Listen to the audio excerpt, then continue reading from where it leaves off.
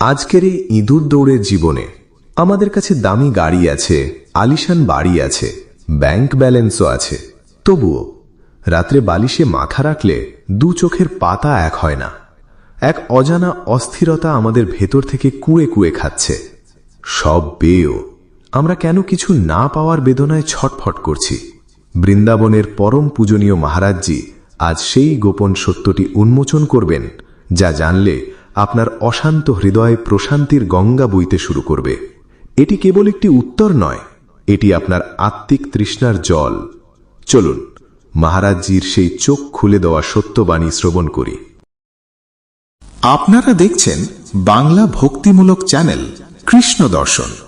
আমাদের পরিবেশনা যদি আপনার ভালো লাগে তবে একটি লাইক দিয়ে এবং সাবস্ক্রাইব ও শেয়ার করে আমাদের পাশে থাকবেন। রাধে রাধে মহারাজজি। মহারাজজি, সব সুখ সুবিধা থাকা সত্ত্বেও কেন মানসিক শান্তি নেই? এর কারণ কি মহারাজজি? এর কারণ হল ভগবত বিস্মৃতি, অর্থাৎ ভগবানকে ভুলে যাওয়া, আর ভগবত বিমুখতা, অর্থাৎ ভগবানের থেকে মুখ ফিরিয়ে রাখা। মমৈবাংশ জীবলোকে জীবভূত সনাতনা। ভগবান বলছেন, তুই আমার অংশ, অবিনাশীর সন্তান। সেই অবিনাশী আনন্দ সমুদ্রেই শান্তি খুঁজে পাবে। তব লগ কুশলনা জীব কহুঁ, মন দিয়ে শোনো, তব লগ কুশলনা জীব কহুঁ, সপনে মন বিশ্রাম। जब लगे भजत न राम कहूं, शोक धाम तज काम। जो चाहत है नित्य सुख और मन को विश्राम, हित ध्रुव हित सुभजत रहो, पल पल श्यामा श्याम, पल पल श्यामा श्याम। যদি শান্তি চাও, সুখ চাও, তবে একটু ভালো করে চেয়ে দেখো। তোমার কাছে পদ আছে, তোমার কাছে ধন আছে, তোমার কাছে ভোগ আছে, কিন্তু মন যেটা খুঁজছে সেই শান্তিটা তোমার কাছে নেই। সেই শান্তি রয়েছে পরমাত্মার মধ্যে। যতক্ষণ পরমাত্মা প্রাপ্তি হবে না ততক্ষণ শান্তি মিলবে না। শ্রদ্ধাবান লভতে জ্ঞানম তৎপরঃ সংযতেন্দ্রিয়ঃ, জ্ঞানম লব্ধ্বা পরাম শান্তিম অচিরেণাধিগচ্ছতি। যখন ব্রহ্ম বোধ হয়ে যায় বা ভাগবত সাক্ষাৎকার ঘটে, তখন হৃদয় পরম শান্ত হয়ে যায়, অপার শান্তি। আমাদের ভগবানের স্বরূপ হল শান্তাকারম, তিনি শান্ত স্বরূপ। আমরা তারই অংশ, তাই আমরা সেই শান্তিটাই খুঁজি। সেই শান্তি ভগবান থেকেই মিলবে, মায়া থেকে মিলবে না। প্রকৃতির বস্তু থেকে পরমাত্মার অংশ কোনোদিন শান্তি পাবে না। প্রকৃতির বস্তুগুলোকে কেবল উপায় হিসেবে ব্যবহার করে পরমেশ্বরের কাছ থেকে শান্তি পাওয়া যাবে। কিন্তু আমরা একটা বড় ভুল করি।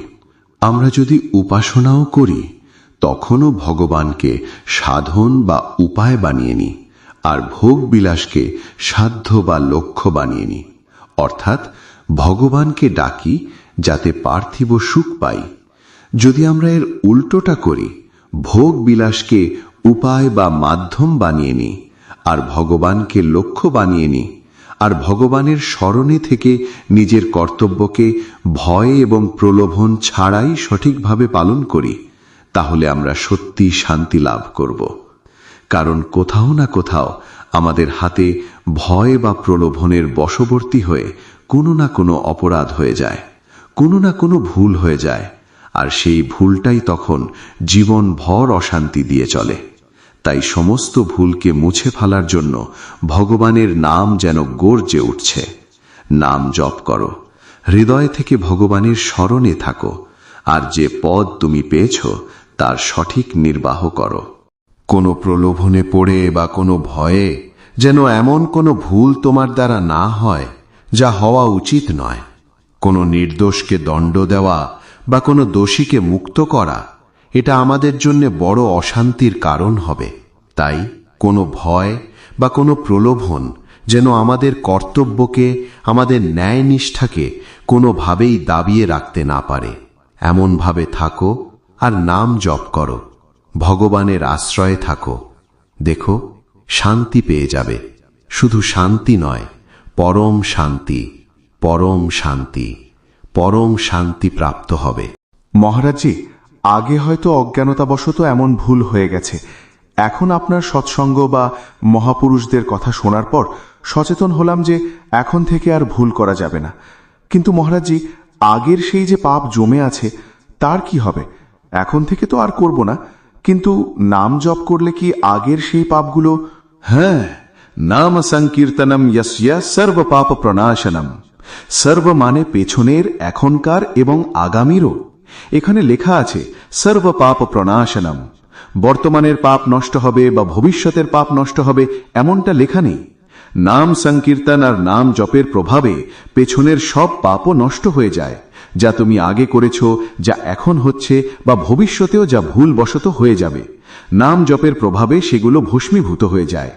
আর ভগবানের শরণাগতির প্রভাবেও সর্বধর্মান পরিত্যজ্য মামেকং শরণং ব্রজ। তো অহম ত্বা সর্ব পাপেভ্যঃ, এখানেও সর্ব লেখা আছে। অতীতের পাপ, বর্তমানের পাপ আর ভবিষ্যতে হতে চলা ভুল থেকেও মা শুচাহা, আমি তোমাকে পবিত্র করব। অহম ত্বা সর্ব পাপেভ্যঃ মোক্ষয়িষ্যামি মা শুচাহা, আমি তোমাকে সব কিছু থেকে মুক্ত করে দেব। তাই ভগবানের শরণে এসে ভগবানের নাম কীর্তন আর নাম জপ করো, তবেই আমাদের জীবন পরম পবিত্র হয়ে যাবে। মহারাজজি আজ আমাদের এক পরম সত্যের মুখোমুখি দাঁড় করিয়ে দিলেন। আমরা জলের সন্ধানে মরুভূমিতে ছুটছি, অথচ আমাদের ভেতরেই রয়েছে আনন্দের মহাসমুদ্র। এসি রুম বা দামি গাড়ি কোনো দিন সেই শান্তি দিতে পারবে না যা ভগবানের নাম জপ দিতে পারে। আপনার অতীতে যা ভুল হয়েছে তা নিয়ে দুশ্চিন্তা করে বর্তমান নষ্ট করবেন না।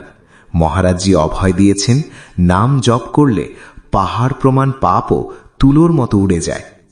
আজ থেকেই সংকল্প নিন, নিজের কাজ সততার সাথে করবেন আর প্রতিটি নিঃশ্বাসে রাধে রাধে বা ভগবানের নাম নেবেন। মনে রাখবেন, পরমাত্মার সাথে যুক্ত হওয়াই হল শান্তির একমাত্র গ্যারান্টি। রাধে রাধে।